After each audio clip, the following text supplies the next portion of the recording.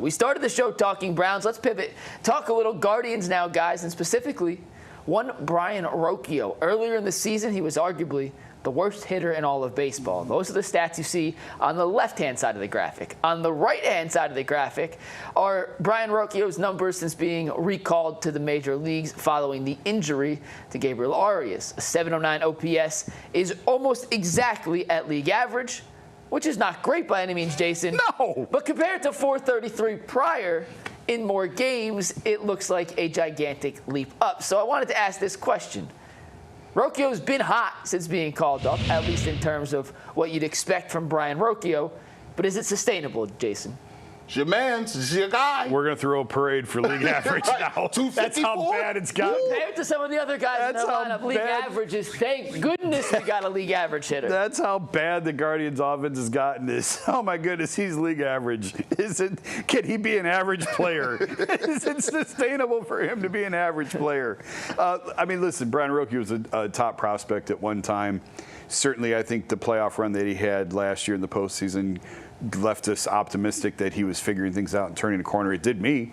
I thought Rocchio was one of my picks for the preseason of a guy who I thought was going to really surge this year and emerge and take a step forward. And when we did the topic on the YouTube show a couple weeks ago about three guys who really needed it to explode for the Guardians to hang in this playoff race, he was one of my picks. I mean, and yet league average, and we're celebrating it. So I do think that there's something there. His base running is atrocious. That's got to get better. Defense, he's okay. He's fine. He's made some terrific plays. He's made some bonehead plays. But overall, they don't have a better option right now. So it's going to be him. Gabby Arias flashed a little bit earlier on in the year. Then he got hurt. What's his status? He'll be back. I don't know on an exact return, but I think sooner than later he should be healthy. But with Rocchio, I think it's his job. I mean, it was his job at the start of the year. It's back to his job. If he can sustain even league average for the rest of the season, I know I'm having fun with it, but yeah, if he can sustain league average for August and September and they can climb back into the playoff race, he's probably got the job again going forward into spring training next year, just because I don't see a better option out there for them right now. This dude got a nickname. It was Playoff Rocchio.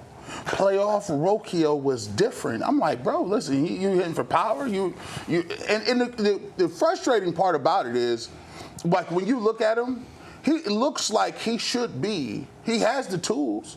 Like, you know, when you see him in the field and sometimes he makes these errors, you're like, well, dude, you look like a prototypical shortstop. You look like a prototypical middle infielder that's going to give me 275 at the plate.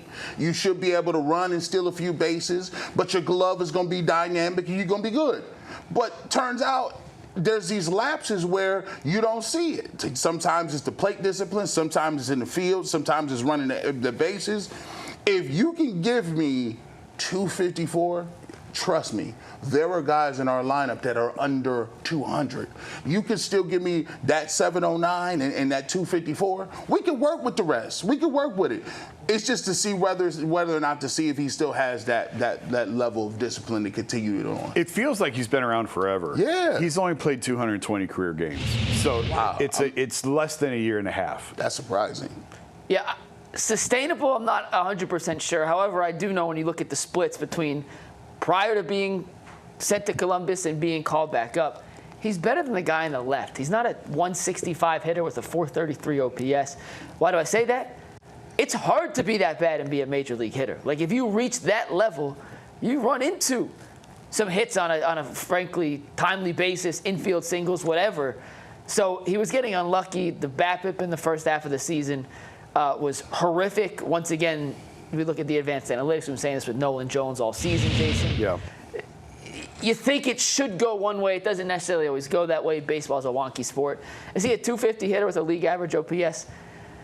It's probably not that. But I also don't think he's anywhere near as bad as he was prior.